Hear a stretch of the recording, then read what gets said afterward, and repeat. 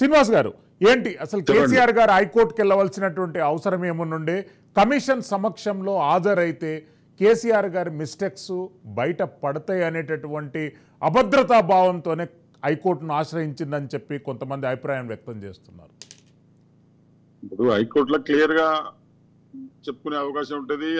నరసింహారెడ్డి గారికి చెప్పుకునే అవకాశం కనబడలేదు సార్. ఎందుకంటే వారు రిజల్ట్ ఇచ్చినట్టుగానే పత్రికలకి ఇట్లా అట్లా అని చెప్పిండు కాబట్టి అతని మీద నమ్మకం లేనటువంటి పరిస్థితిలో పోవాల్సి వచ్చింది తప్ప ఇప్పుడు ఎన్నో కమిషన్లు వేసిండ్రు ఈ విధంగా. ఎల్ నరసింహారెడ్డి గారు బీఆర్ఎస్ పార్టీ అధికారంలో ఉన్నప్పుడు ఆయన మంచి పదవులను పొందారు. ఎల్ నరసింహారెడ్డి గారి మీదనే మీకు నమ్మకం లేకపోతే ఎట్లండి? ఎలక్ట్రిసిటీ రెగ్యులేటరీ కమిషన్ కు ఆయన కూడా పనిచేశారు. సార్ పదవులు పొందిన కాబట్టి నమ్మకం లేదు. పదవులు పొందిన వాళ్ళు కరెక్ట్ లేరు. నేను అందుకొరకు ఏమంటున్నంటే వారు ఇప్పుడే ఏదో పగ తెచ్చుకున్నట్టుగా వాళ్ళ పత్రికలు ఎక్కువ కరెక్ట్ కాదు. ఎందుకంటే సరే మీరు ఏం చెప్తారు ఏం చేస్తారు అని తర్వాత కానీ మీరు మొత్తము దాని తీర్పు చెప్పినట్టుగానే దాని శిక్ష పడ్డట్టుగానే ఏదో చేసింది కాబట్టి సార్ అది కరెక్ట్ అనిపించక కోర్టునే కదా ఆశ్రయించింది, తప్పేం కాదు కదా దాంట్లో. ఇంకోటి కూడా ఏంటంటే సార్ ఇప్పుడు ఉన్నటువంటి ముఖ్యమంత్రి రెడ్ హ్యాండ్ గా ఇప్పుడు వీటికి సాక్ష్యాలు లేవు కథలు లేవు అని ఇప్పుడు ఉన్నటువంటి రేవంత్ రెడ్డి గారు రెడ్ హ్యాండ్ గా ఓటుకు నోటు అనే దాంట్లో దొరికిండు చేసిండు. అంత క్లియర్ గా ఉన్నదాన్ని మనం ఏం చెప్తలేము.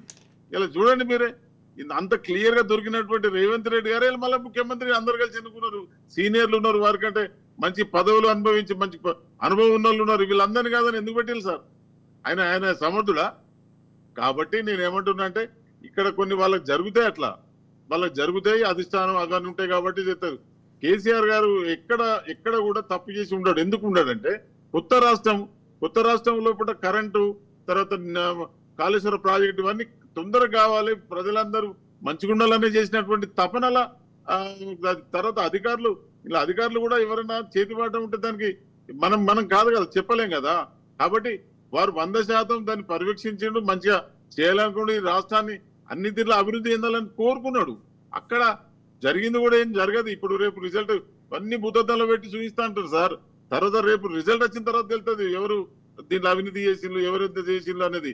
కేసీఆర్ గారు వచ్చినాక మొత్తం ఈ రాష్ట్రంలో ఉన్నటువంటి చాలా మంది ఈ క్లబ్లతో నాశనం క్లబ్లు బంద్ చేయించిండు, పోలీస్ స్టేషన్లు పునఃప్రారంభించారు. అంటే మంచి అన్ని ప్రతి స్టేషన్ కు ఎక్స్పెండిచర్ ఉంటుంది, వాళ్ళు కరప్షన్ చేయొద్దు, వాళ్ళు అన్ని తీరులో ఉండాలని ప్రతి గ్రామంలో గ్రామ పంచాయతీలు కూడా లేకపోయింది సార్. అంతకు ముందుకు దాంట్లో పారిశుద్ధ సిబ్బంది లేకపోయింది, వాళ్ళని నియమించిండు, చెట్లు పెట్టిండు, ఒక ట్రాక్టర్ తెచ్చిండు, వాటర్ తెచ్చిండు.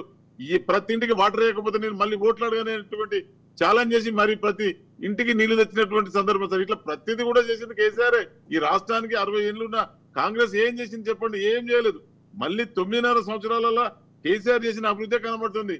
కాబట్టి ప్రజలు 100% చూస్తున్నారు. మొన్న కేవలం కొంత మార్పు కోరుకున్నట్టున్నారు అంతే తప్ప మళ్ళీ 100% కేసీఆర్ గారిని బలపరుస్తారు సార్. ఈ రాష్ట్రం అయితే ఈ రాష్ట్ర ప్రజలందరూ కూడా వాళ్ళకి ఇప్పటికే తెలుస్తుంది. 6 నెలలని అసహించుకుంటారు. ఏం పని చేసింది సార్ చెప్పండి మీరే?